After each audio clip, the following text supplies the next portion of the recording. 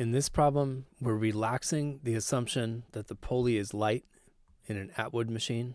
So this is now a heavy pulley. And that means when we solve for the final speed by using energy conservation, we're going to have to account for the amount of energy that's actually in the rotation of the pulley. So here's all the specs. We have a 1 kilogram mass on a level track, half a kilogram mass hanging off the pulley. The pulley itself is 1 kilogram and has a radius of 5 centimeters.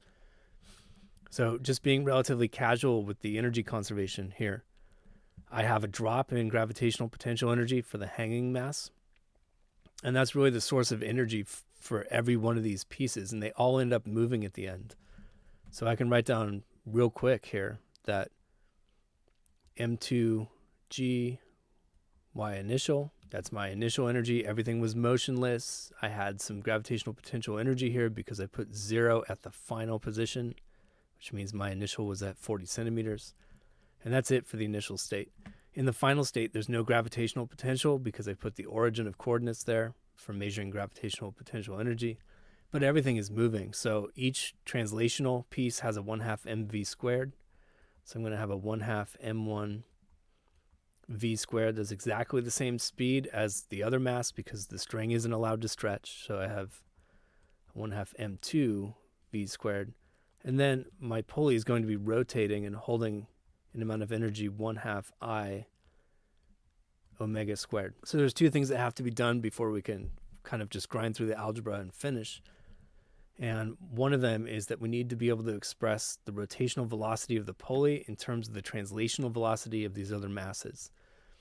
And the key here is that if this mass is moving with the speed of v at the end of the process, then the string is moving at a speed of v, but the string is wrapped over the pulley and it's not allowed to slip, which means the edge of the pulley is moving at a speed of v.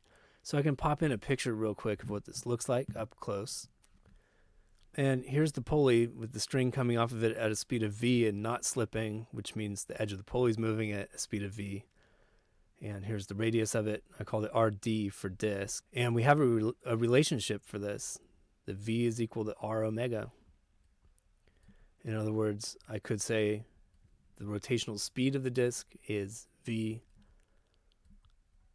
over its radius. So that's going to allow us to sub for that omega in our energy equation and get rid of it. What we're really after here is the final v. The other thing that has to be done is to get the moment of inertia for this heavy disk pulley. And for a disk, the moment of inertia is 1/2 mr squared. So that's going to be subbed in for I in our energy equation. All right, let's wrap things up. So I'm simply replacing I with 1/2 mass of the disk, radius of the disk squared. And I'm replacing omega with v over the radius of the disk. And when I do that, the radius of the disk cancels out. And I can factor a v squared out of the right-hand side to start cleaning things up.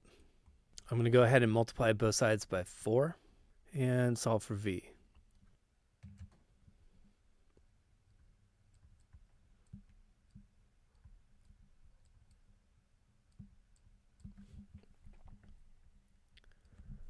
Finally, we put the numbers in, and I get 1.4